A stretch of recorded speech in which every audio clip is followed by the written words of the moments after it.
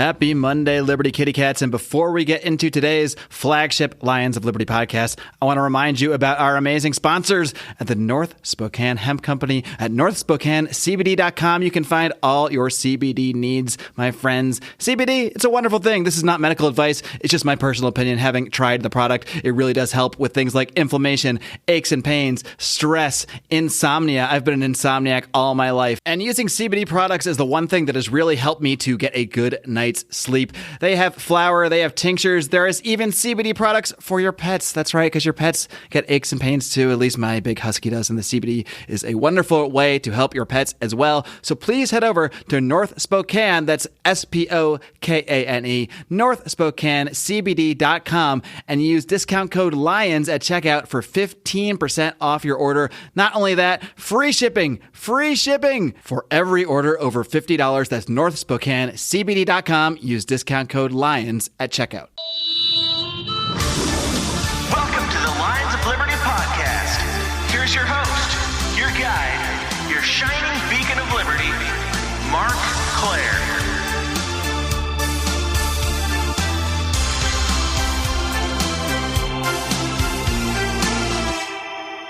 All right. Well, welcome, my Liberty Kitty Cats. It is, I'm going to call this a little Libertarians in Living Rooms Drinking Liquor reunion. I've got all three of the main hosts here at Lions of Liberty. I will not call you, what was the Gene Epstein term, Brian? Alternate hosts? I will not call you alternate hosts. Oh, yeah. Alternate hosts. We are all hosts. It was me here. Goddamn bastard.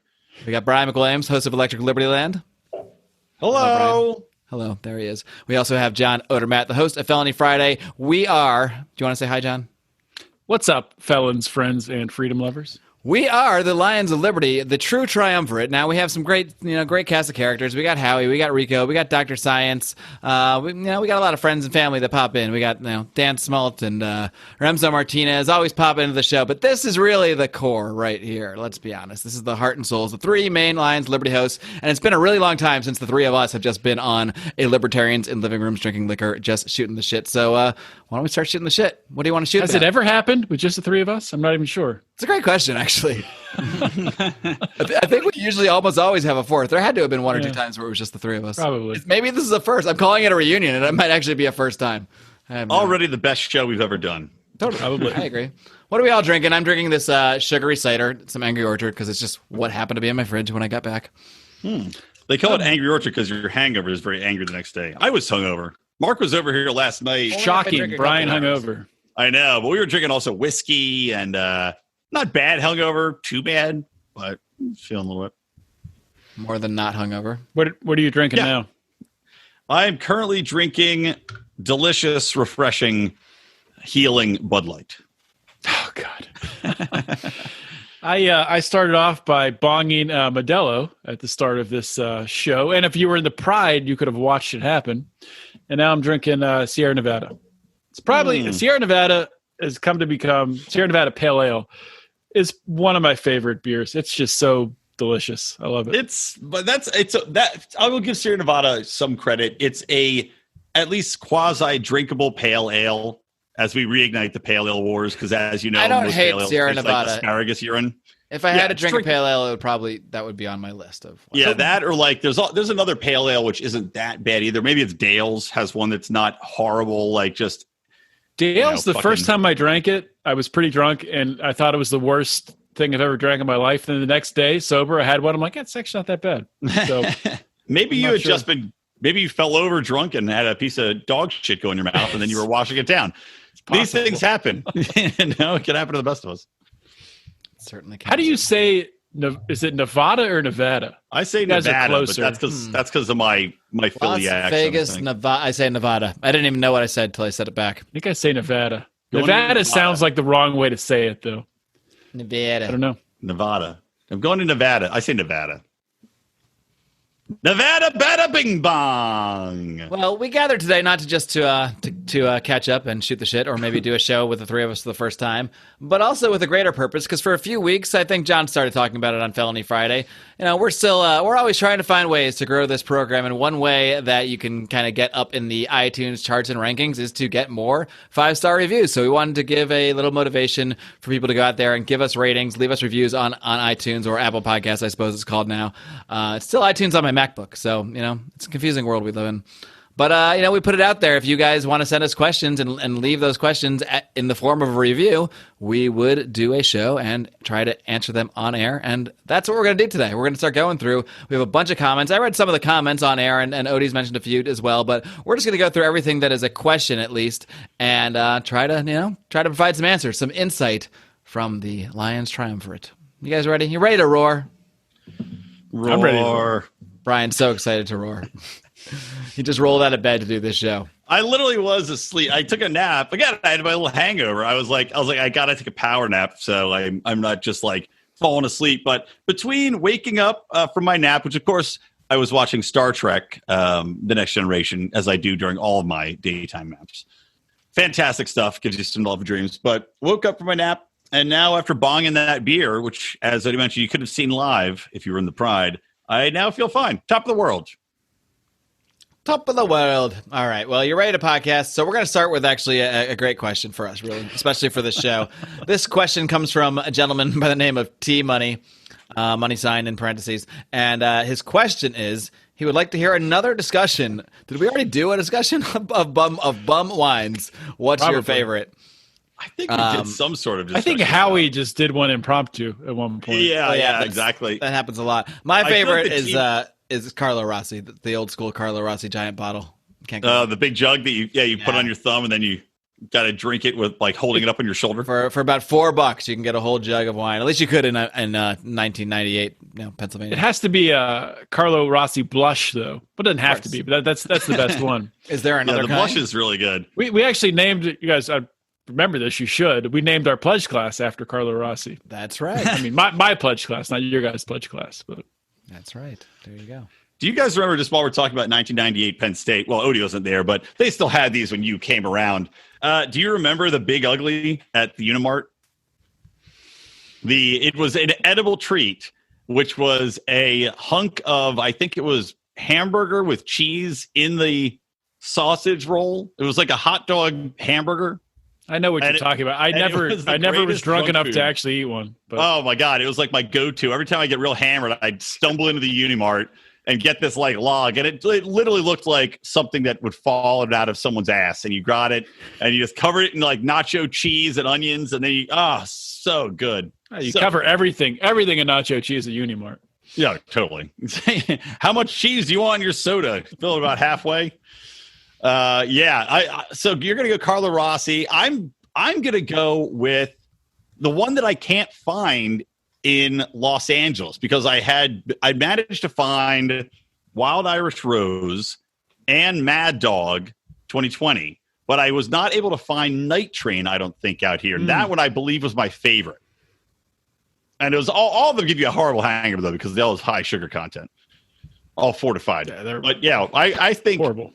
I think Night Train was my favorite in college. Night Train. Favorite probably is Carlo Rossi, just because fond memories of it, drinking it with my pledge brothers back in the day. But yeah, favorite doesn't mean good. We should be clear. It just means from like a triumph standpoint, like drinking it, you feel like the next day you feel like, wow, I drank 2 Mad Dogs. That's like an accomplishment. Yeah. Mad Dog is one. If you wake up and you didn't vomit after drinking several Mad Dogs, because we used to have the Mad Dog parties back in the day where we just have a trash can filled with ice and Mad Dogs. And if I recall, my favorite flavor was lime for Mad Dogs. And then there's the Trinity, the Wild Irish Rose, the Night Train, and the Mad Dog, I believe. Is that correct? That was the Holy Trinity, yeah. Did anybody actually drink the Holy Trinity and manage to do it? Oh, I did it one night. That's the night. I believe Howie has told some form of this story, but that is the evening that unfortunately I got so drunk that I did, in fact, punch Howie in the face.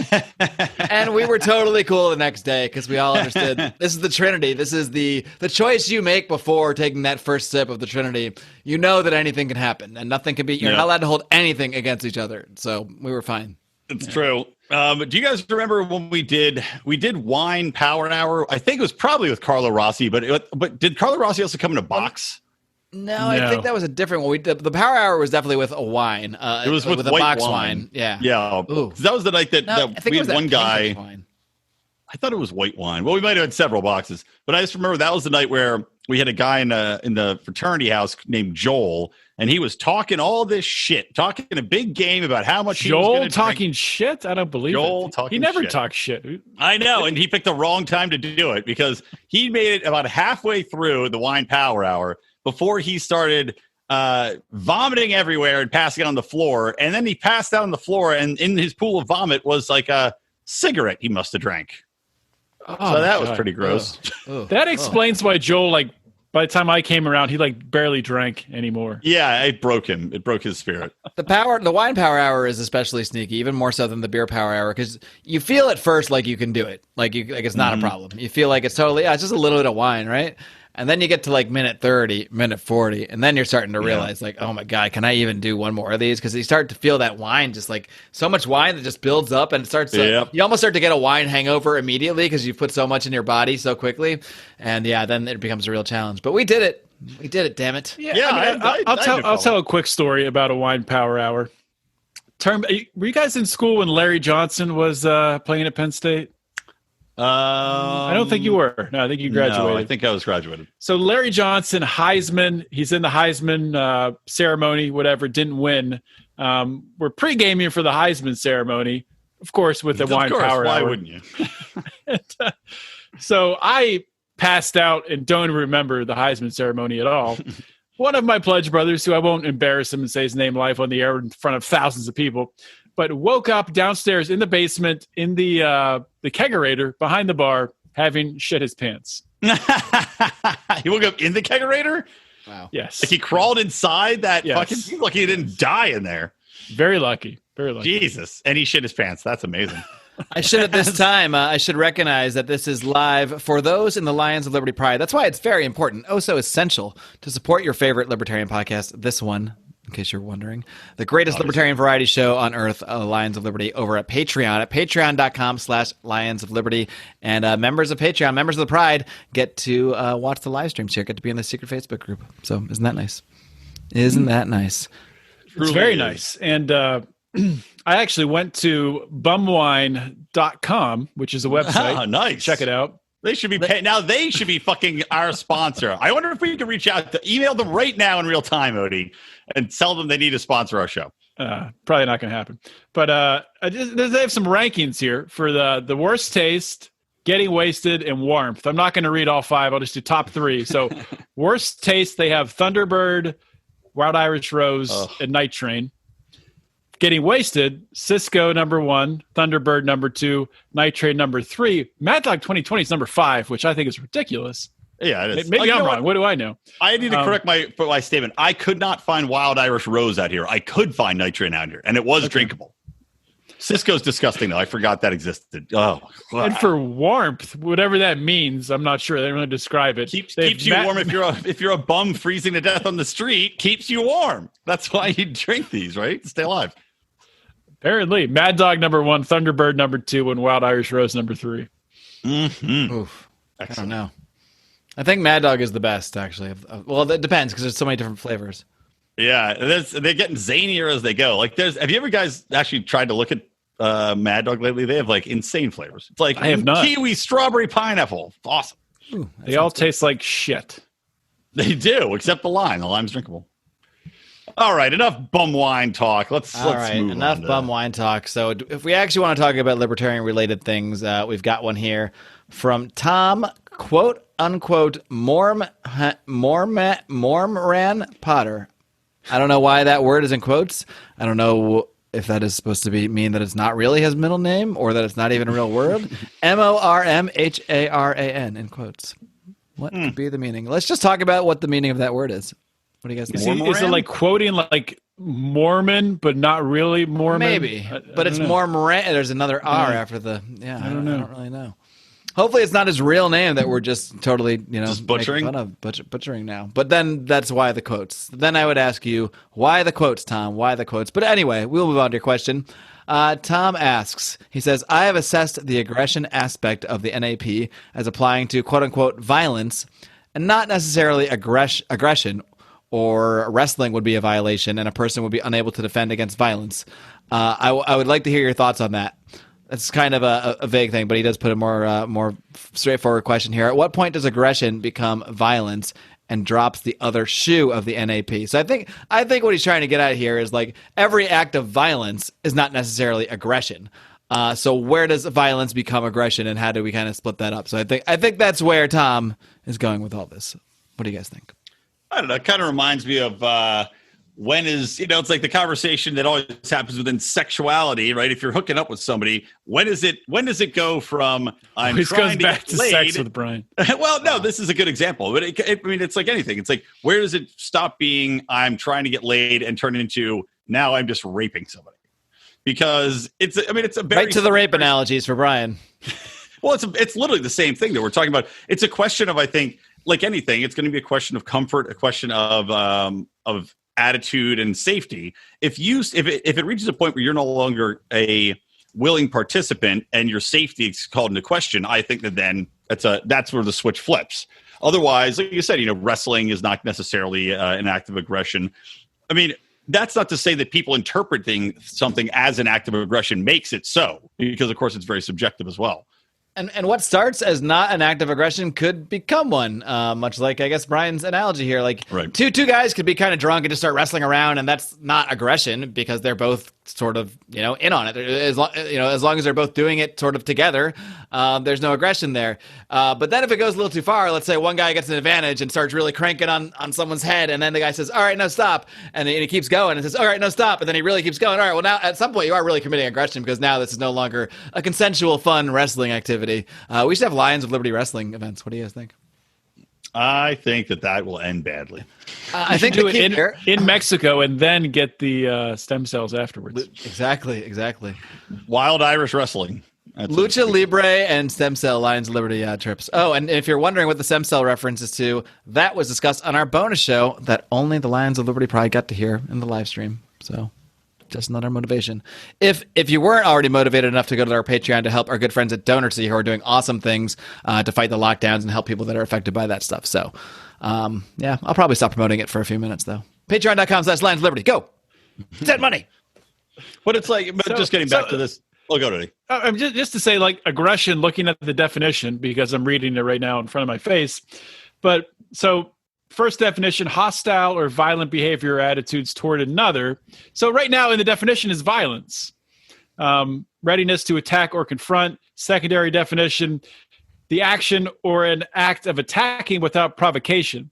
So maybe we're using the word aggression in the wrong way. If aggression really does mean violence, attacking someone without provocation, I think whoever came up with the non-aggression principle probably was using the word aggression in the properly defined. So maybe the word is kind of morphed into different meanings.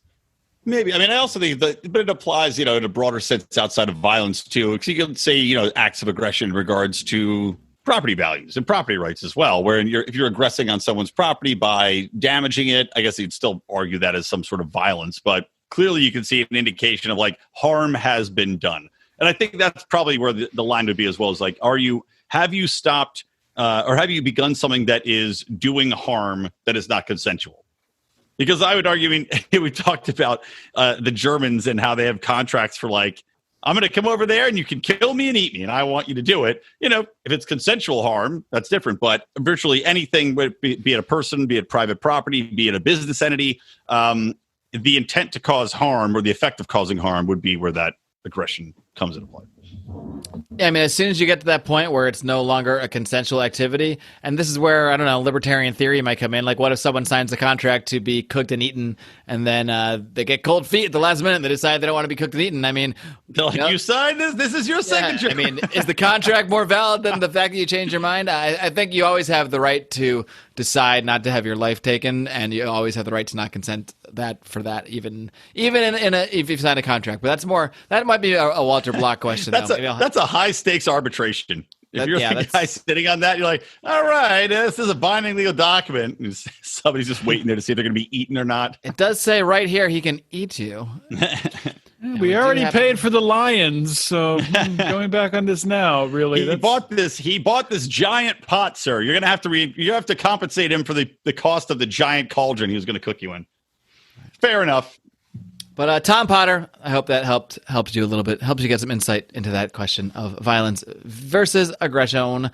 We have another. Well, this might be one. I'm not sure of all the ones. Maybe you got Brian should read this one. I think it probably relates most to him. Which one were you gonna? Which one did you think I was? Oh, never mind. I'll read it. I was kidding. It's It's by Sam Engel, and no question, he just wanted to. We don't need to read all the comments because I read a bunch of these on the show on Monday, but we can just. Did Brian hear it though? I don't know if he heard it. Oh, I don't know if Brian heard it. In that case, I heard. What is this? What is it? He just said. Sam said that Felony Friday is one of his favorite, shows to watch, episodes that we do, and Marc Claire is also fantastic. That's it. Left me out. Nope. Sam Engel made a powerful enemy. A very powerful enemy. No mention at all. You better hope you don't run into me when I'm hopped up on fucking Night Train. But the next one you'll find out where that NAP switch gets flipped. The next question is a question or a show topic for John. So you might want to have a guest on down the road at some point going into this further. But I think it'll be pretty easy to discuss our opinions on this. But his username is 6BB1DD9MM, and he says this podcast is an awesome way to keep up with all things liberty. I love the Felony Friday ones the most. Question show topic for John: expungements and restoring your Second Amendment rights after a felony. Not really a question, just a topic to bat around. We can talk about this here. I think it's a good one to talk about here. Yeah, let's do it then. Talk about it. Go. Yeah, I'll kick it off. I mean, I think that first of all, let me start with one of the, back in the day before podcasting, we used to write articles at Lions of Liberty. Amazingly enough, I don't remember how to write anymore. Marc's writing a book now though, so good for you, Marc. But, and by far the most popular article, which still gets an incredible amount of hits, was something that I forget what all the content was, but basically it was around felons getting their Second Amendment rights restored, and it still gets all kinds of hits every single day because it's a popular topic. You know why? Because there's a lot of people who are felons who want their Second Amendment right restored, who want their rights back, and I think as people, as the community of people who have been previously incarcerated and are in that category, I think they're all in agreement that they want their rights back. I think they should. I've never met a felon who agrees and says, "Oh, yes, I agree. I should not be able to get, after I get out of prison, I shouldn't be able to defend myself." That'd be ridiculous. It's like those goddamn billionaires that are like, "Tax me more." You don't get that with the well, there's a lot of them actually, but yeah, there are assholes because they don't pay the income tax. But anyway, that's a whole different topic. But yeah, I think they should get all their rights back. Every right that we have, voting, traveling, anything, any right that we have, they should have. It's ridiculous to free someone from prison, say, here you go, you can go back into the community, but you can't vote, which everyone else can do. You can't defend yourself, which everyone else could do. You can't get a license to start this business, which everyone else could do. It's not a level playing field. And obviously, people who do want to get a gun to do harm to someone else, they're going to do it. It's not going to stop them. It's ridiculously naive to think that it would. So What do you guys think? I totally agree. And also, it's like, remember the old concept? They used to say this in every movie when people get out of prison. They're like, your debt to society has been paid. That's the thing. You go in, you spend your time. That's your punishment. You're fucking being forced to build highways and clean up shit and make license plates. So you are doing things for the state while you're in there for society. And when you come out, you should have every right. Absolutely every single one come back. You should be able to vote. Honestly, I get aggravated the fact that you come out of prison and there is a felony on your record. Going to prison, when you come out, you should have a clean slate. That's the point. You went in, you did your fucking time. When you come out, that's it. No more fucking stigma, no more limitations. Just you're free, you're a citizen, go. I agree. What say you, Marc? I agree completely. If someone is deemed to be they can be free in the society. They're not in jail for whatever reason they were in jail for. They probably shouldn't have even been in jail for the first place for whatever, based on libertarian principles, based on what we know about the populace of our prison system. Most people are in there for victimless crimes. and even in the cases where they're not victimless, in the cases of fraud, anything but murder, I think that stuff should all be conducted through having to pay restitution. That's the thing with our justice system. It's not about restitution. It's not about restoring the victim. It's just about punishment. And the fact that even after people are incarcerated, they are still punished in so many different ways is absolutely absurd when they've already faced this ultimate punishment of having pretty much zero freedom for whatever years it was. And then we let them out, and we still don't even give them the chance to fully recompensate their lives. We make it hard for them to get an apartment, hard for them to vote. Not that voting is really all that important in the grand scheme of things. I could care less about it personally, but if we're going to have rights, they should all be the same either way. So if you're a free man, or even not a free man, you should all be free, damn it, but we should all have the same rights regardless. Well, voting for like president or senator, probably one vote's not going to make a difference. But yeah, voting for different ballot initiatives. Voting for your local sheriff, that might be the asshole that puts shoves people in jail for drugs. That could matter. That could matter. Indeed. So I think we've covered that topic quite well. Let's skip a couple down to the next one that poses a question. This one is from Weathenman, and he says, "Can you give us your best argument in defense of an ANCAP nation?" Now I'm going to start right there and just say that, technically speaking, on a technical level, I guess that's what technically speaking means, you wouldn't really have an ANCAP nation because it wouldn't be a nation if you were really ANCAP, meaning you really had anarchy. You really had no ruling structure per se. The ruling structures were simply determined by private property and agreements between property owners and that sort of thing. Now, that being said, there are different definitions of nation and that sort of thing. I think you can certainly have an ANCAP nation in a sense, as long as everything is based on individual rights and property rights. I mean, I think you could have an organization, quote unquote, that almost resembles the United States that just respects property rights all the way up. You can have towns that are formed by literal agreements between neighbors that say, we have conjoining properties. We want to chip in and sort of have a governing structure that we all agree on. We want to have an opt-out system so you can get out of it. You could have those little, basically those are that I would certainly call any organization like that's done voluntarily anarchy, in the sense that libertarians talk about anarchy. And there's no reason those little towns and those little cities, whatever you want to call them, city-states maybe, wouldn't associate with each other and have certain agreements on arbitration, on disputes, perhaps on mutual defense. So you can see how you could even have something that almost looked like the United States with different towns, different states, different systems overlapping each other, but it's all done with the respect of individual rights and property rights. It's all based on really a core principle and not really just on the arbitrary sort of rule that we have now that would be called, more towards tyranny than, say, the anarchy side of things. So what do you guys think? Yeah, I mean, I would agree. It's kind of one of those interesting things where when you break it down and look at it honestly, it's something where it would be very similar. And this is where people, especially on the left, laugh at libertarian and say, how can you have these things? You want anarchy in the streets, it wouldn't work. And when you break it down, it's literally quite similar to what we have, except a little bit more, as you said, keeping the checks and balances, keeping it on a voluntary basis. But it would naturally evolve to the point where people want to have a society that operates freely and operates in a similar manner to what we have, because there's a reason that we have society in virtually anywhere you go that operates with these voluntary interactions. And it's just continuing to focus on the voluntary aspect of it as you build the society out. So it's going to continue to function no matter what. It's just keeping the checks and balances and keeping that private property focus front and foremost. And when you're talking to people about it, I think using that as an example to say, look, we're not so far apart here. We're just trying to rein in some of the more overarching powers that have become the de facto operating way of the state works. Then you might actually have a conversation where people could open up their minds a little bit to it. I'm going to say something that's going to piss off the ANCAPs right now. People are going to be throwing tomatoes at their phones and be like, why did I throw a tomato at my phone? Why'd you make me do that, Odie? Sorry, I apologize. But I'll tell you right now, if you want to brand something ANCAP, anarchy, and force that goal forward right now in this climate, or 10 years from now, 20 years from now, the word anarchy has been tarnished, and you're not going to start a movement behind it. So I agree with you. Well, you're never going to have an ANCAP nation under that title because it's never going to get traction. Yeah. So that's a branding thing. But anyway, the idea of anarchy, I understand what anarchy is. I understand what you mean by anarchy. Without rulers, I get it. but that's not the way that 95, 98, 99% of the population understands it.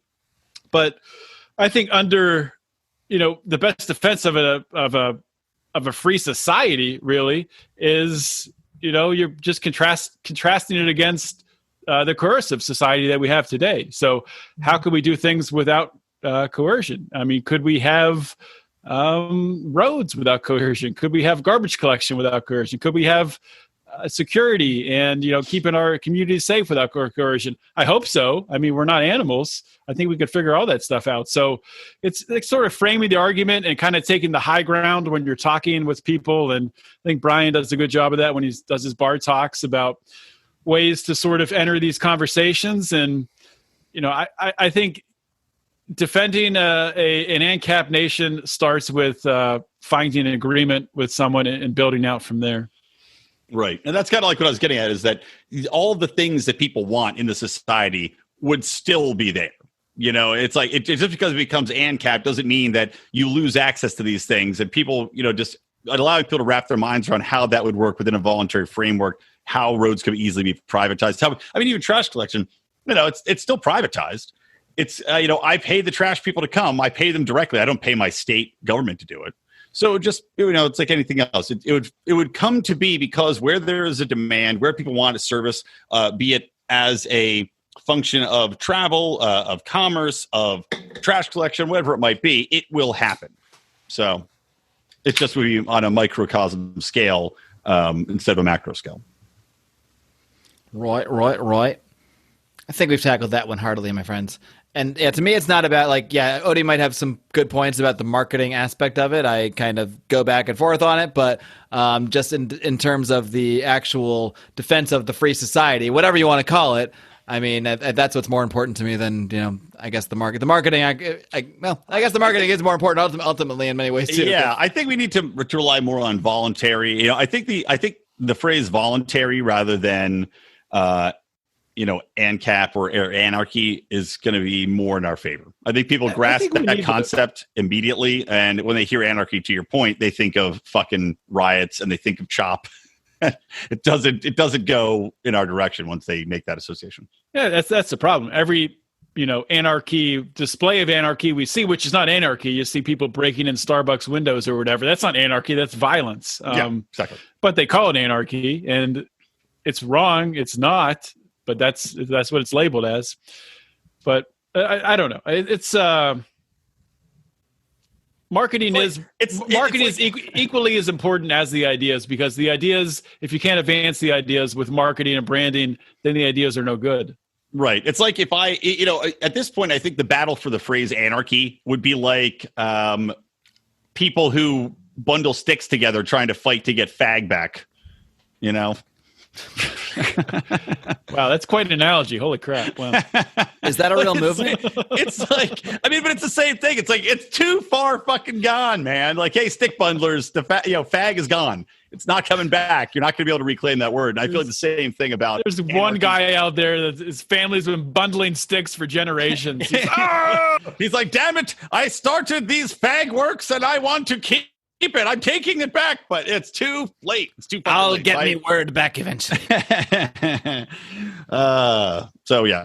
Anyway. Hey there, kitty cats. I need to take a quick time out here to tell you about another awesome libertarian podcast. This is our good friends, Nate and Charlie, over at Good Morning Liberty. These son of a guns, they do this thing 5 days a week, and they absolutely kill it. These guys are both musicians, and they both actually own a business working in the healthcare IT industry. So they've seen a lot of what goes on in a highly intervened in market like healthcare. So they have a lot of great insights, and they really do a bang-up job talking about current events and really speaking to a lot of the news that's in the headlines and filtering it all through the ideas of liberty and kind of shutting down socialist solutions that come up. So you can find more by subscribing on all your favorite podcast app. Wherever you listen to this one, you can you can definitely find Good Morning Liberty, or you can check out their website, BernieLies.com. What a great name. Head over to BernieLies.com or search for Good Morning Liberty. You are not going to regret subscribing to this awesome show. Are we skipping the QAnon question? I want to talk QAnon. No, we're not skipping it. Did I skip it? Good. I want to make sure. Okay, well, here we are. Where We're is at it? I did actually Okay. skip it by accident. I didn't mean to. Yeah, well. Okay, I wasn't Brian, sure if read that it. was It's very intentional straightforward. because you were hiding something. Yeah, so from Life and Liberty 17, what is your take on the QAnon movement? And, honestly, I don't know how I read so many stories because Howie sends the news links through, again, to pump the Patreon. If you're at $15 or more, you get the news links. And he sends, how many news links do you think he sends a day? 200? It's unbelievable. It's insane. This is why we Like, charge he a premium for it. He sends like 7-8 emails, and we put them all together one big email for you guys. But he And sends by us, we mean our VA. yes, our VA. Our We don't- VA does all the Shout hard out work. to Michael Corbis, who does the Yes. hard work. Which Good he job. does Good listen, job, so Corbis. he might be listening. Yeah, thank you, Michael. So Good thing I only said nice things about him. yeah, well, it's his birthday. One time a year we mentioned. We'll do a bonus show where we really rip into him. But no, he said, I mean, how he pulls, I don't even know how the fuck he pulls it. It's got to be 200 links. So anyway, but a lot of them don't pull in a lot of the QAnon stuff. And when somebody asked me this, and some reason my sister had asked me, it's like, do you believe in QAnon? And I was like, well, let me Google it to make sure I understand what it fucking is. But it just seems like it's, basically was begun from the deep state coup against Donald Trump, which is 100% fucking real. And for anybody to deny it is just an asshole and denying reality. But I think it was born out of that. And then I guess now it's just becoming a movement, right? I mean, I'm seeing politicians that they say are backed by QAnon, and there's a big community of people that are backing this and believe in the conspiracies of the deep state. And so in that regards to that, anything that's going to have people wake up and realize that the state is fucking evil and that these people exist and they're unelected is a good thing. So I'm all for it. The question is there a real guy who is calling himself Q who is really an insider who is actually like leaking information and showing people that we're really, the Trump administration, for all the bad things it might do on the surface, is really in there secretly doing things like putting away pedophiles and trying to end the wars and all these things. That's to me the question of what is the QAnon movement. I mean, I would agree in general any movement that creates more skepticism of the system and a more critical look at it might be a good one. I don't say it always is, because we also have it could go the wrong direction, because it's also a very nationalist element to the QAnon movement too. So these things can really go either way. But do you think there's really what this whole thing is based on is that there's a guy named Q that's in the Trump administration? I don't know. I mean, it's like there was some other story that was similar to this, like with WikiLeaks. Remember, there was supposedly somebody inside that was leaking this or that and information. I don't fucking believe any of that shit. I don't believe there's one special guy. I think it's probably, if anything, it could be several people. It could be somebody that knows people or just hears rumors. It's kind of like, reminds me of Entertainment Lawyer. Have you heard of this guy who was within Hollywood? People would send him rumors or dirt that they would hear on set or that they'd hear about, and he would write about pedophilia, and he would always have these blind items, right? And so it'd say, this famous director was caught with a 15-year-old boy, and then later on he'd go and reveal who it was. But it kind of gave him an anonymity to talk about topics and tell these stories about how people were being shitty or fucking around or doing whatever without getting exposed. And he's gotten a lot of publicity, but it's, again, aided by people feeding him information. So I think it's probably more something like that. I doubt that this person's actually within the Trump cabinet or something like that leaking. Well, what has given him traction, or not him, but the QAnon movement traction, is that they predicted some things right, allegedly. Yeah. But is anybody keeping track of what they've predicted wrong? Yeah, exactly. It's one of those things that you just throw all this stuff out there. Of course, you're going to get some stuff right, and that's really how you understand if something or some person has a good view on reality and how they predict what happens. Honestly, I haven't followed Q really at all. So no, neither have I. I mean, I know a little bit on the fringes of what happens, but I'm not in on the movement in depth. But it's interesting, and it's interesting because there's so much shady shit going on right now in this country. Yeah. So it wouldn't surprise me if there was somebody who is Q in the embedded in the Trump administration. I think it's very, very unlikely, probably less than 5% chance, but it's possible. Yeah. Marc's just reading to himself. By the way, just thinking about percentage of times being right, at what point to people, and this is something I think the Libertarian Party needs to take on, and especially during this candidacy, really drive home. Like the Libertarian Party needs to like fucking list issues, list like here's the things that we've been right about for the past 30 fucking years, and like click off like inflation, war, policing, like all these things that we've been right about all this entire time, because all this shit that keeps happening. I'm just like checking boxes that I was arguing about. Even like I had arguments with people about the leaks and the whole Russiagate scandal. It's like, not that the Libertarian Party is right about that, but we need to start taking credit for the things that the Libertarian philosophy has gotten fucking right, because it's about 90% accuracy. True, but you also have to lump into that people like Peter Schiff, who just say the same thing over and over and over again for 30 years. Yeah, well, obviously. But I think the purview is much broader than Schiff. Yeah, I know. It's just an example. But, yeah. But I think that the party does do a little bit of that with, saying, what was their founding, 1960 something? They've been for gay rights since 1960, right. Been against endless wars since the founding. So they do stuff like that. Oh, Mark's got to pee. I don't know why you typed that instead of saying it.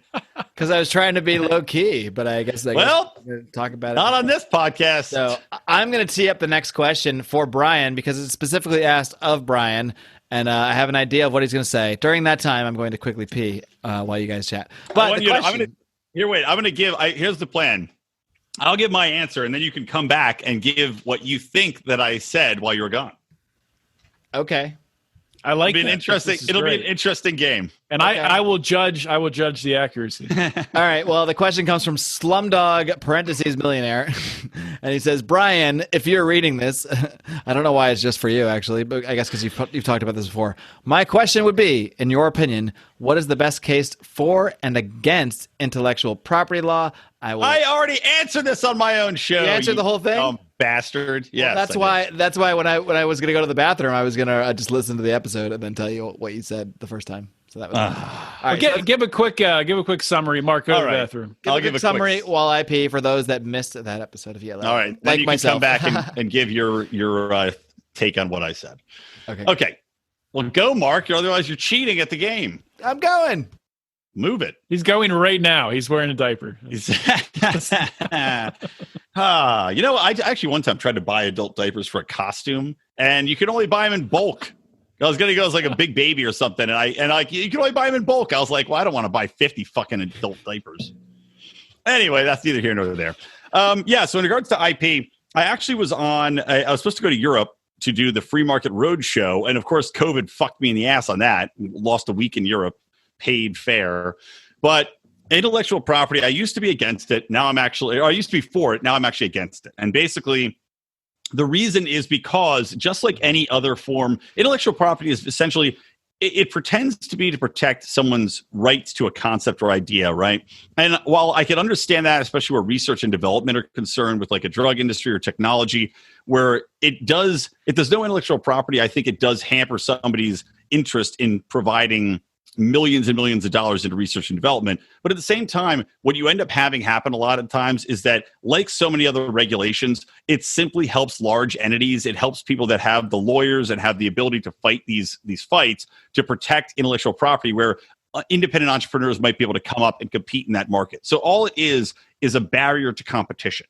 And all it is effectively doing is giving people have the ability and the funding to fight these wars and to protect a concept which may not be singular to them. So now I am very much anti-IP.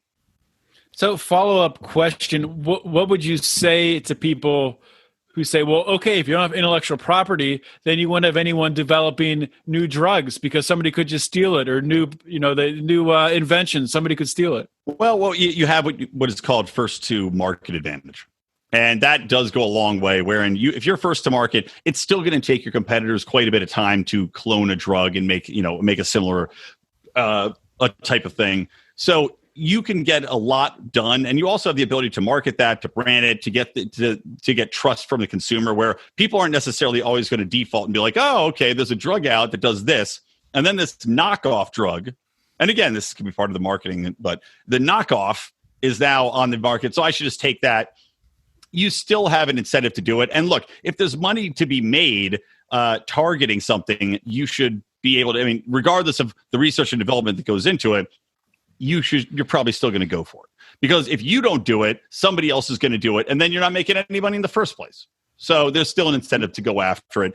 And really, when we're talking about especially like pharmaceuticals and R&D, you get the motherfucking FDA out of the way, and the cost to do all that R&D drops by about 80%. Agreed. Well, Mark heard most of it, but you missed. He heard, yeah, Mark heard at least half. But what? Any guesses on the? Yeah, go ahead, Mark. What did you think I was going to say though? Because maybe it was different from what I said. I thought you were going to say I used to be for IP because I was a struggling writing comedian and I didn't want anyone to steal my brilliant ideas. And then one day I read a book by Stephan Kinsella that I heard about on the very first episode of Lions of Liberty called Against Intellectual Property. And then my life was changed forever. And now I know that it really just hinders people's rights to create and to be free. And that's why I'm here at Lions of Liberty, to help the world live long and live free. Exactly, was it just something like that? Verbatim. It's very close. Also, Marc Clair has inspired me throughout the years to shape my views and all of that stuff. Yada, yada, yada. No, that part I definitely didn't. All right, Odie Judge, was I close? I'll give you 70%. Close. Yeah. The first part was kind of... Well, that's how much of it I heard, Kinsella. so that's not right. I didn't listen. The Kinsella stuff was too boring for me. I didn't listen to it. I started, I was like, You've never listened to the very first episode of Lions of Liberty? I listened to like 10 minutes of it, and I was like, I can't. All right, I just came up with an idea. What do you guys think? We do a live for the Pride only, for our Patreon supporters, because this is too much for the public. Although the public can go listen. They can't. I can't stop them, because it's up there. We'll do a live listen of my first episode of Lions of Liberty. Oh, wow. And we can like a director's cut. We can do a commentary. We can laugh about it and how bad of a host I am. And God, back when you did maybe not the first one. I mean, because the thing about Stephen Kinsella is he's almost he's similar to Scott Horton, but worse because it's a super dry topic. At least Scott Horton. That'll give us time to like chat and do.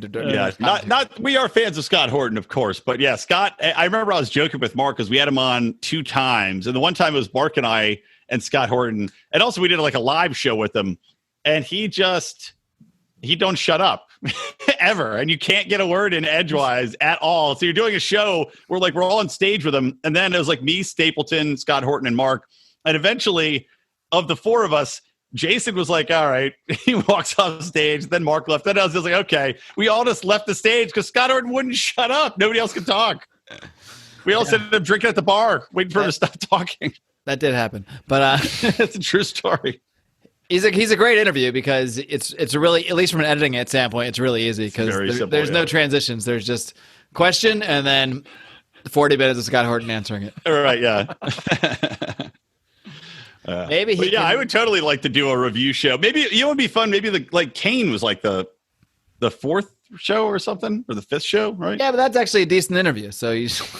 Well, but it's more just mocking the character that was Marc Clair at that point in time. Hey, welcome to the Lions of Liberty podcast. I don't think. Hey, Mark paved the way. Come on, take it easy. I give him full credit. I've given Mark credit for paving the way before, but we can still make fun of his ridiculous radio. Someone had to suck so you guys could thrive and now be better than me. Yep. I'm glad you. So we could ultimately make millions from this, and I can retire to Mexico early. That'd be great. Ultimately is next. What's next? What do we have next? What is next? All right, let's see. My phone is... Let us see. Dun, dun, dun, dun, dun. Okay, so this one, since Brian was already going on about the Libertarian Party a bit, this is a good transition. He says, Jedi Mind Trick 621. This is in response to John's solicitations for Felony Friday. I don't think you addressed this one on the show. I could be wrong. I did not. No, I wanted to save this one for a roundtable. Oh, okay. So should I not even mention it? No. This is the roundtable. Okay, great. All right. So Jedi Mind Trick 621 says, what do you think would be the economic impact if we suddenly pardoned everyone that was imprisoned for non-violent crimes, as Joe Jorgensen has suggested? Specifically, do you see any potential negative impacts by releasing so many people all at once? That's the one I want to focus on the most because we all. I actually might have answered this one. I might have lied. But you guys go first, and then I'll summarize. Okay, potential negative impacts. The only really potential negative impacts by releasing so many people at once potentially is that some of those people in prison for non-violent crimes might actually be violent people, coincidentally. Might actually be bad people that are still in such a bad situation getting out of prison that they do turn to crime. They do turn to robbery. They do turn to even violent crime. I can't deny that's a potential, problem that could happen. Well, especially if we don't allow them to scrap the felony tag on their fucking record. Yeah, I mean, exactly. If we keep the like what we discussed earlier, if we keep in place the things that hold people back that have been in prison, that have had felonies on their record, and release them, that's almost. I mean, that's like, I'm not going to say it's worse because they should be out. I mean, I'm all for them being out, but it could cause problems, But I'm for it. I'm 100% for it. Non-violent maybe should be further defined because I don't know, fraud is non-violent, but if you've defrauded someone of $1 million.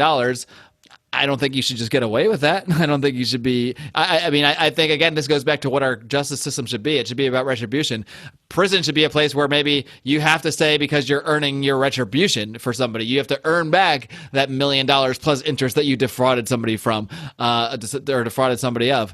So, I mean, that's really what our prison system needs to change to. I don't want to say our prison system because I don't even think prison is really the way for this. I mean, if prisons are going to exist, they should be just for the truly most violent people that cannot be contained in any other way. And I don't know. I think even in an ANCAP society, those people would eventually be contained in another way by a fully armed and functional society. Yeah, so it's kind of like I'd rather have nobody go to prison except murderers. And then there's one sentence: if you murder somebody, you just go to prison and you stay there forever. Like you killed somebody. You're just in prison. That's it. You don't even come back out. Everybody else, you don't have to go to prison.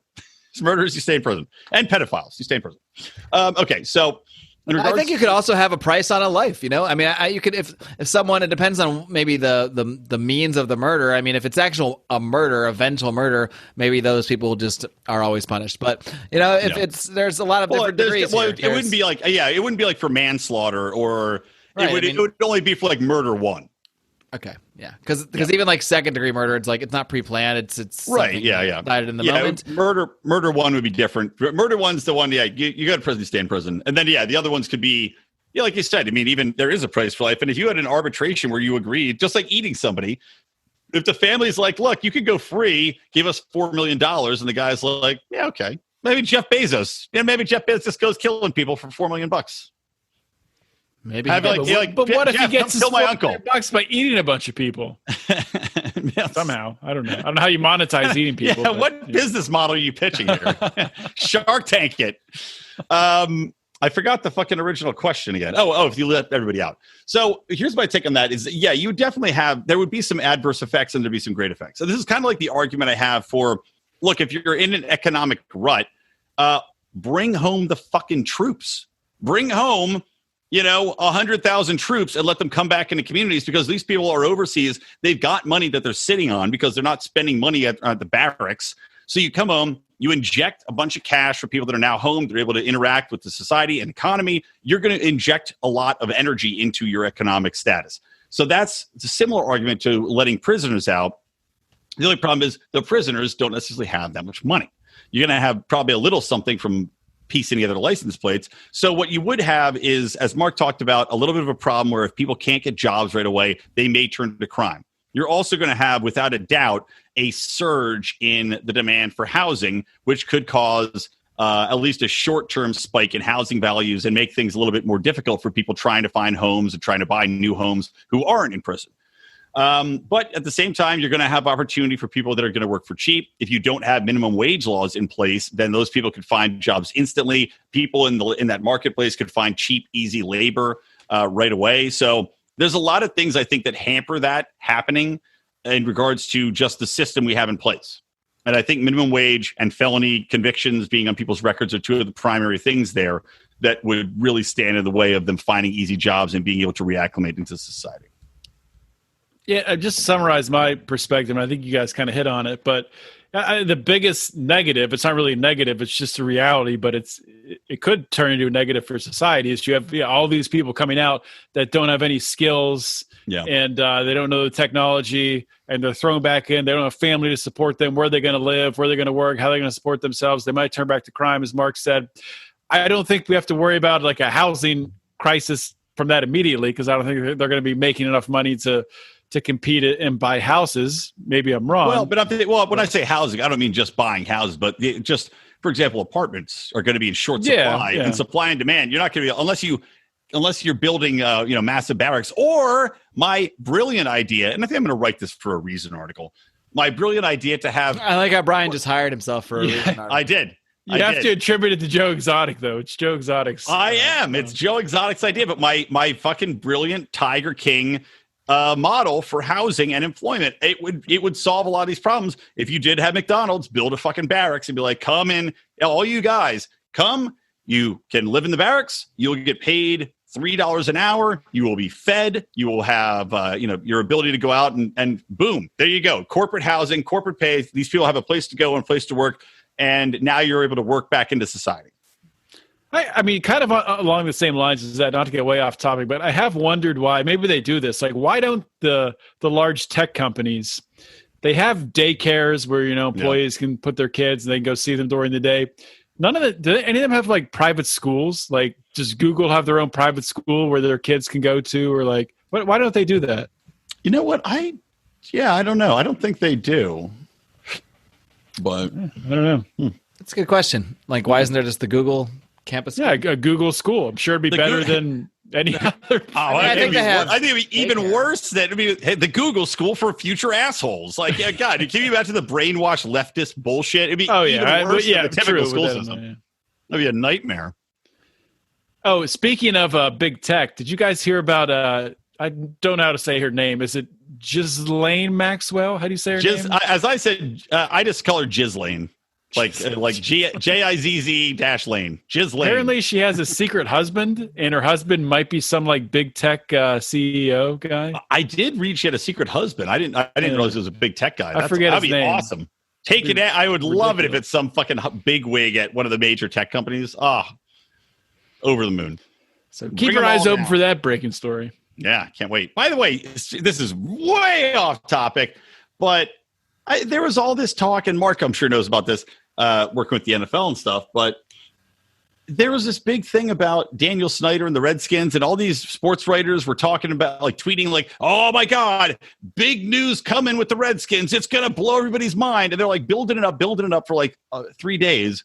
And then the story came out, and it was, like, bullshit. It was not bullshit. It happened, but it was like 15 chicks were like, well, there was sexual harassment and like something else. And I was like, okay. I mean, what was the sexual harassment? That's pretty broad. I haven't read it, but I didn't read the whole story. I was reading like, so maybe you shouldn't have an opinion on it until you read the story. Well, but they weren't being raped or anything. I know that.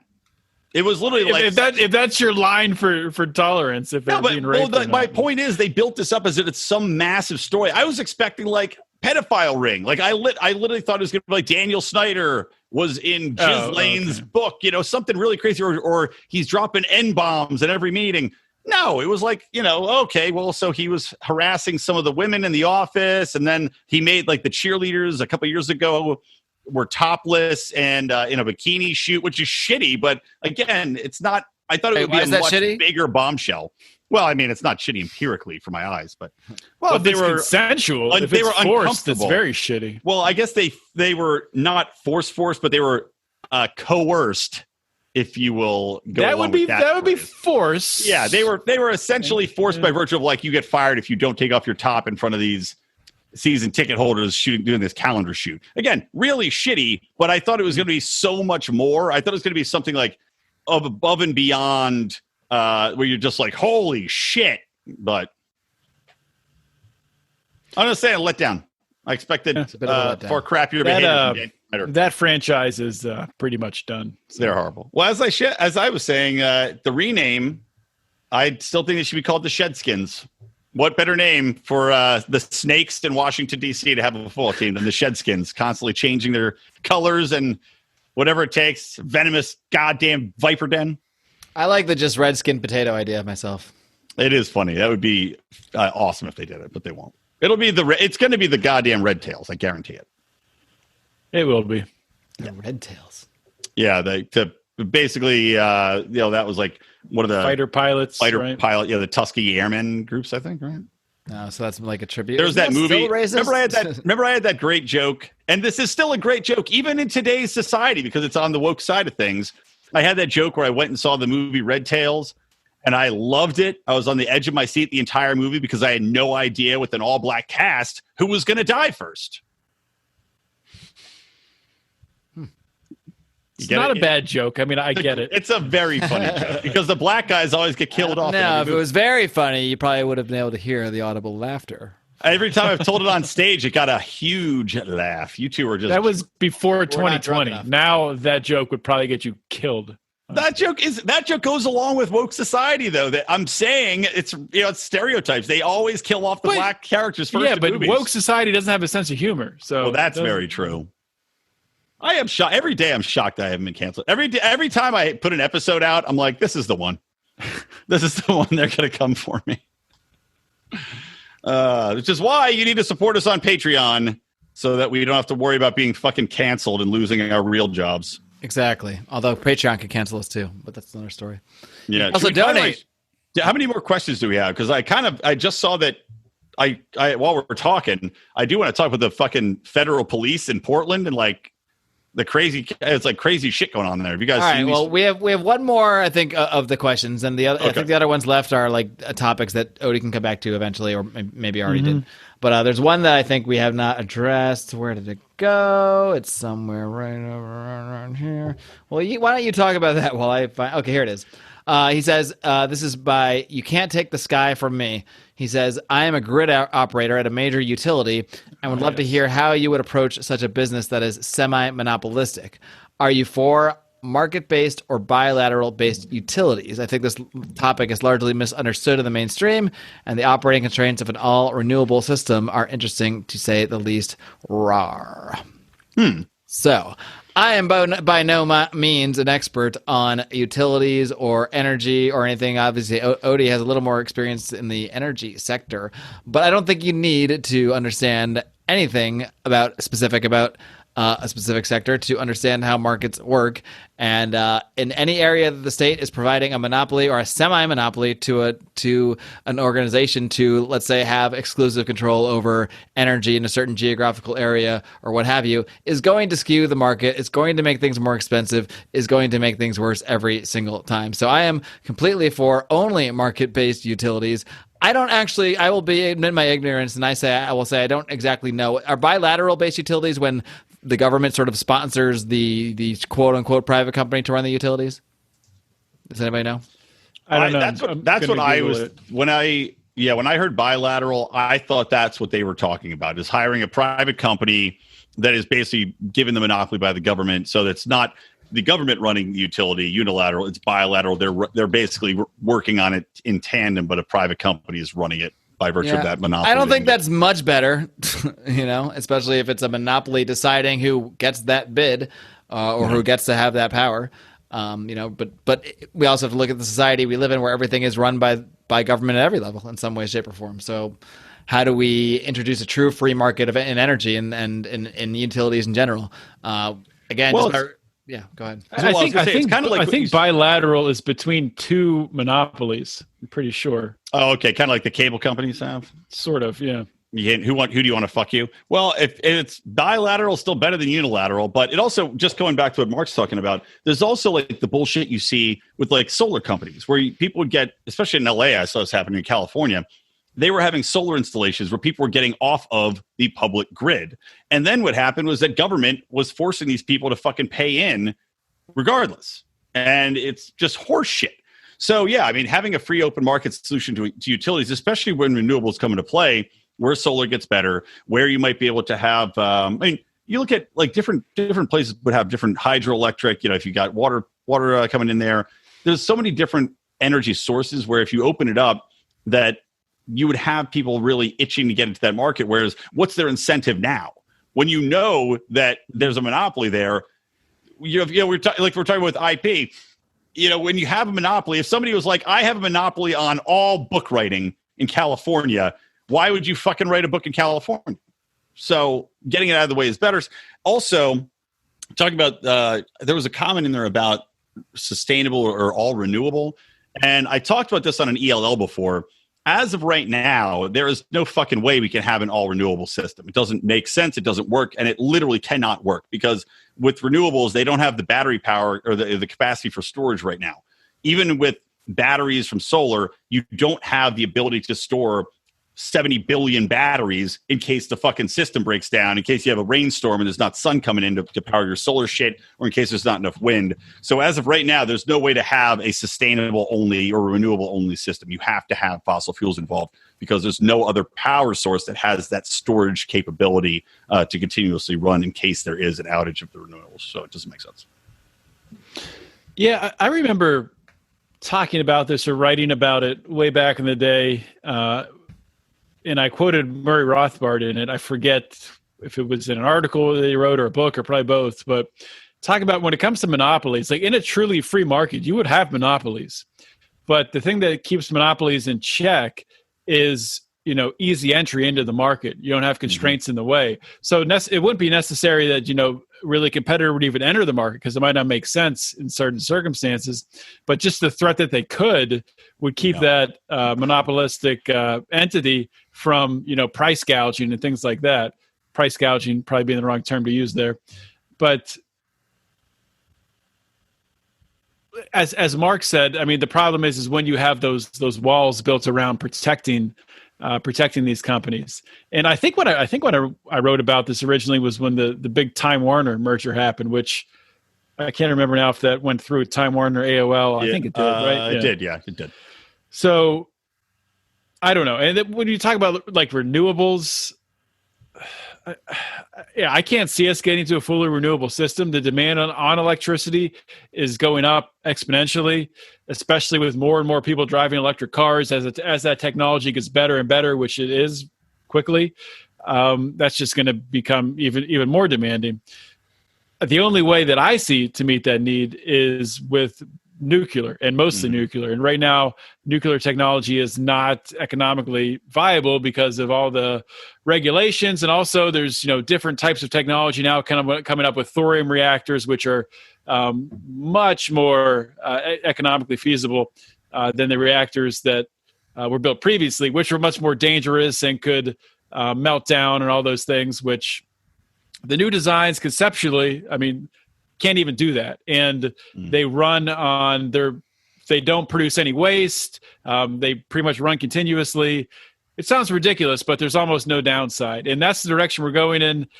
And I was listening to Scott Adams the other day talking about this. And he was talking about things that during COVID, which have kind of just like gone away. And he's like, well, climate change has kind of just, the argument around climate change has kind of just gone away. I mean, if you look at it, Donald Trump, Republicans in favor of nuclear power, Joe Biden, Democrats outside of AOC, but even AOC has said some things friendly about nuclear power. Well, in their original in favor of nuclear power, they were against nuclear power in that stupid Green Deal that they published and then pretended they didn't. So it's good to see that if they've actually come around to it, then that's a great thing. I mean, nuclear power is going to be what sets the human race on a trajectory that we can just and also explode. Is going to get us set up for future massive lizard creatures to rise out of the earth. Yes, hopefully. Of course. Fingers crossed. Exactamente. Well, I think that gets through all the questions. Brian had some stuff you want to talk about. I think we should also mention, since it just happened, technically it was last weekend, but I think it was still being absorbed a little bit last week. I didn't really get to see much of it because I was in a transitory period at the time. But do you guys have your thoughts on the LNC, the actual physical LNC, that what you were able to see of it that took place? I was bored to tears and checked in for the votes, and I didn't really sit through the entire thing. It was an intolerable slog. A bunch of dickheads wasted the first 2 days, and then that forced them hilariously to try to fit in on the last day all these different fucking elections and positions, and they didn't even get it done. They just ended up saying, all right, end of business, we're going to do another virtual session down the road. So, whatever. Joe Bishop Henchman won. A lot of the people don't like him. He was, of course, the pragmatic caucus pick. The Mises caucus wanted Josh Smith, who I voted for. But I will say this, watching some of the YouTube and watching some of the shit people were yelling, people were viciously personally attacking Josh Smith and going after him about accusing him of not paying child support, and really just underhanded, really bullshit, because I don't know if it's true or not. And I bet these fucking people don't know if it's true or not either. But honestly, I expected better from libertarians, and I was thoroughly fucking disgusted by seeing these assholes continuously try to adjust and push an election one way or the other by pulling out somebody's personal matters like paying child support. I thought was and I will say, just with child support, I mean, I've seen that go in both directions, where it's unjust for the woman, for the mother, not getting nearly enough child support, and I've seen it go the other way, where it's just an absurd amount of child support that it's almost impossible to pay. Yeah. So it's family courts are just, I don't know, without knowing like intricately the details of everything that happened, which nobody does, there's no way you can really have an educated opinion on it. Yeah. And so people yelling at, it was like, you could actually hear people yelling it out, like at the physical LNC. But I will give Alex Brissett a shout out, because, coward Nick Sarwark stepped back. And so Alex ran the entire convention. And it was funny. The funniest thing was Alex, you could see he got pissed off at times, but for the most part kept his composure and was like very upbeat, nice Alex Merced. But his hair for the course of the fucking convention. How is that possible? It started off. It raised up like three. Yeah. I was going to say 3 feet, but that's absurd. But a good 6 inches. It was like from him running his hands through it and just getting aggravated, like it was just finally coiffed. And then it just was like up and everywhere, sprayed out in every fucking direction. And just like, oh, it's fucking hilarious. So that's my thoughts on the LNC. Hey, Odie, did you actually watch a lot of it? Up on my phone. We were actually up at Penn State College for our anniversary of meeting, which was 11 years ago, which was a cool trip. Oh, nice. Weird to be in State College during Arts Fest, which was canceled. Of course. And there was like nobody there. There were some students there, still wanting to go up and party, but it was basically empty, which was pretty strange. But I mean, my biggest takeaway, like conspiracy theory. Did Nicholas Sarwark think that things were going to go so badly that he'd have to come in and save the day and he'd be hailed as a hero? Maybe. I think he probably thought that.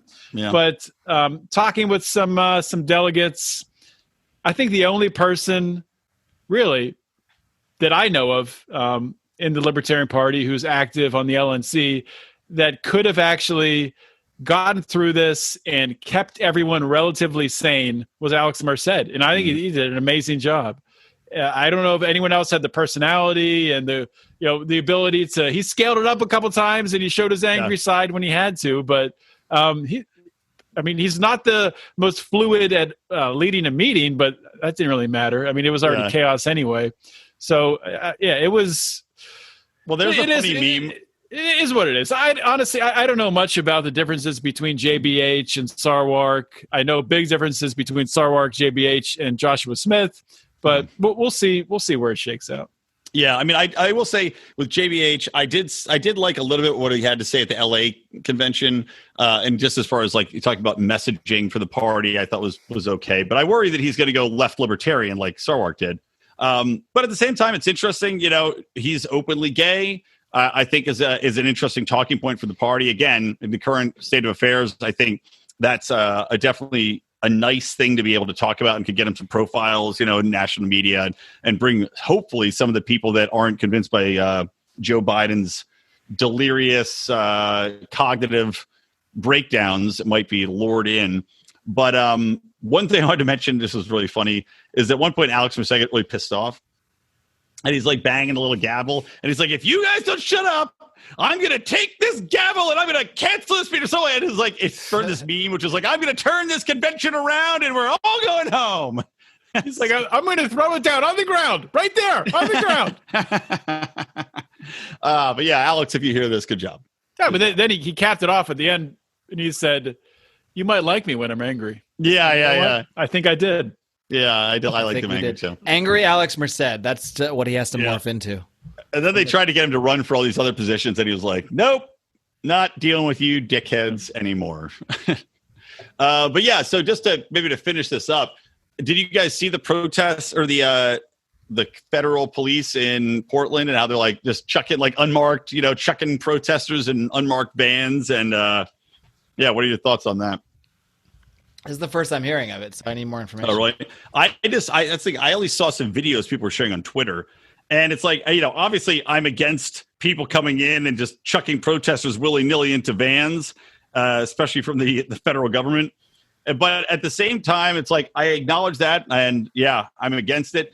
But in the back of my head is also, and I'm sure this is for many people out there, in the back of my head, I'm also like, well, what did you think was going to fucking happen if you continuously are, taking over portions or attempting to take over portions of a city and break windows and continue to fucking throw Molotov cocktails and damage property?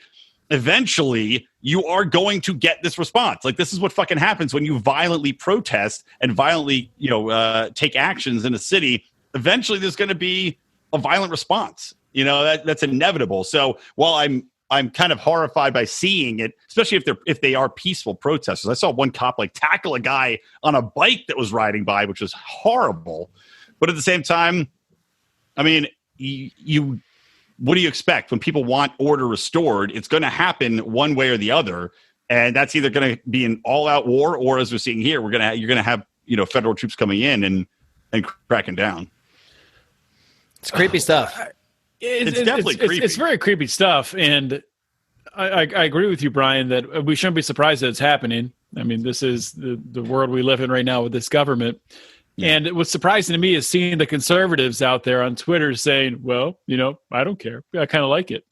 And you know what? You wouldn't like it if it was Joe Biden as president or Hillary Clinton as president or Barack Obama as president or whoever, and you were having your Second Amendment rallies and the same thing was happening. So, it's... But as I pointed out on ELL, the Second Amendment rally is completely peaceful. Oh yeah, it wouldn't happen at Second Amendment. That's probably a bad example. It would happen at a I don't know, something where you're not armed. Unite the Right. Yeah. Yeah, but it's definitely, it's not something to be celebrated. That's for goddamn sure. But I think it's also, like I said, I think in the back of people's minds, a lot of people are probably going, good. A lot of people, I guarantee, are thinking good. No, there definitely are. I've seen them on Twitter. And this is what's going to happen, where people are convinced that Trump's going to, the polls, that Trump's going to be ousted. This is why I think he's going to win in a landslide. Let's talk about that for a minute. What are your thoughts on that, Mark? Do you want to? Well, Brian and I had an interesting conversation with a mutual friend last night, sort of about this topic. And I think it's interesting. Like, I mean, our friend is, I don't know, I wouldn't call him a leftist or anything like that. I think culturally he's just sort of on the side of Trump is crazy, he doesn't know what he's doing, blah, blah, blah, blah. And I think we were both just arguing, I don't agree with Trump on most things, but I just don't think he's crazy and doesn't know what he's doing. And I don't think he's incompetent in the same sense they see anyway. I don't think anybody can be competent, quote unquote, to be president or to run a country or to manage a nation of people. And that's the mindset that it's so hard to break people out of. But I think so many people that still see him as this incompetent buffoon are still in this place where they don't think, even though it already happened once, they really believe he can't win. and our friend Dan, he sees the possibility that he can win, but I think enough people are living in this universe where there's no way this happens again, that when it does, I'm really scared about the result. I really don't want to be in Los Angeles when that election goes down. Do you think, I'm starting to think that there could be two things going on. I think there's definitely a lot of Trump supporters that just don't say they're Trump supporters, both in private and public and in polling. But also there could be some manipulation going on with them intentionally saying in this polling that they're not supporting Trump. Oh, totally. I think that's actually something that I read was happening. And if I read about it, I guarantee Trump supporters read about it. And I guarantee that there's a lot of people intentionally now, probably in a spreading movement, lying about who they're voting for just to fucking mess. And you could also have these leftist polling or leftist leaning polling companies sort of being like, well, maybe if we make it so dramatic that they won't even turn out to vote. If we just make it that Joe Biden's up by 20%, they won't even come out to vote. That's how it was with Hillary. They said that she had a 99% chance to win, and there was, so I don't know. It's amazing how, you already saw it happen once. Why are people buying? You're hearing the exact same narrative again, and it's like, you fucking people don't learn. You just don't get. I don't know why the left don't get it. Yeah, it'll be interesting. Yeah, it's going to be interesting. And I do worry though, and we talked about this a little bit too. When Trump wins again, I am worried about what's going to happen if these assholes are going to start rioting again and You know, it's like everybody's like, even our friend, he's like, I don't think Trump's going to leave office willingly. It's like, get the fuck out of here. If he loses, he's not gonna have a military coup, and it's idiotic to suggest it. But on the other hand, who do I see having a violent response? The left. When Donald Trump wins again, I am worried about the response from the left. And then you will see if violence kicks up in these cities, that's when you're really going to fucking see federal troops come in and put it down violently. So that's what I'm worried about. Indeed. Yeah, I'm not looking forward to election time at all. No. Part of me hopes COVID really comes back and kicks me out of here again against my will. A big part of me.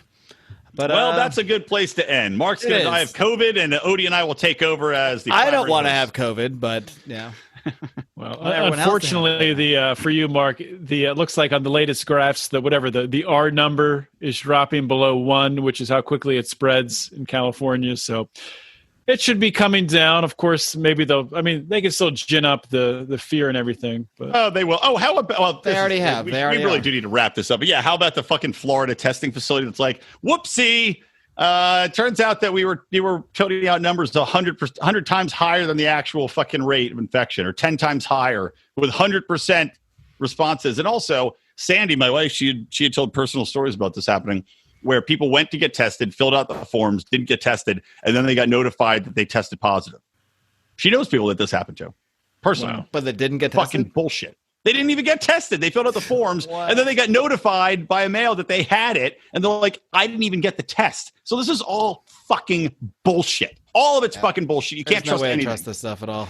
Yeah, and I mean, we could talk for hours, but the testing of sewage, they're like, we tested sewage in Yosemite and we found COVID. Like, what are you kidding me? Like, wait, what? I don't even, how's this possible that you're finding COVID in sewage?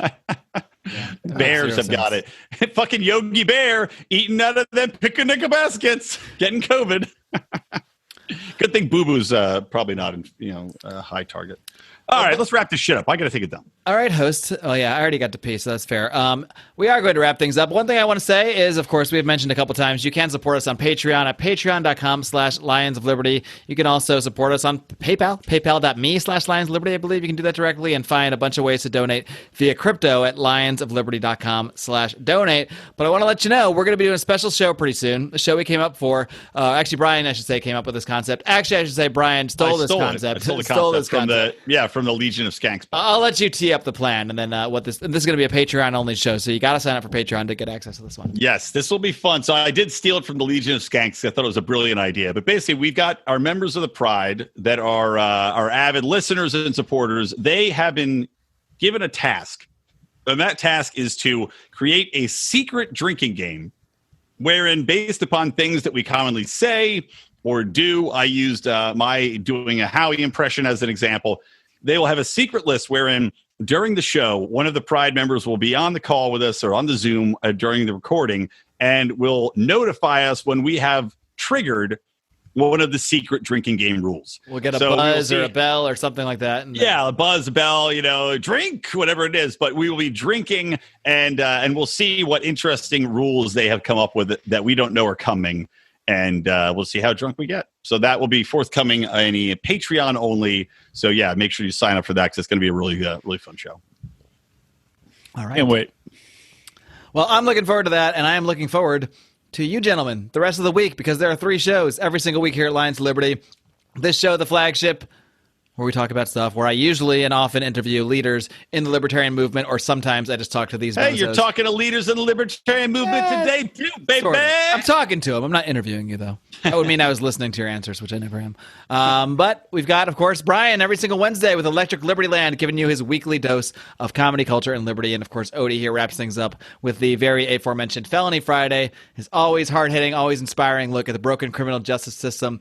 That's why you got to hit that subscribe button to get all 3 shows for the price of one, and that price is free. Unless you join the Pride, unless you head to patreon.com/Lions of Liberty. Friends, it's been a blast. It's been a blast answering your questions. If you keep heading to iTunes, keep leaving these reviews, keep putting more questions, we will keep returning and doing more of these shows. As long as you got the content coming in, and you have the topics for us, we're going to keep coming back, every couple months maybe and doing these. So it's been a blast. Until next time, gentlemen, why don't you join me in providing some instructions to our listeners? Until next time. Live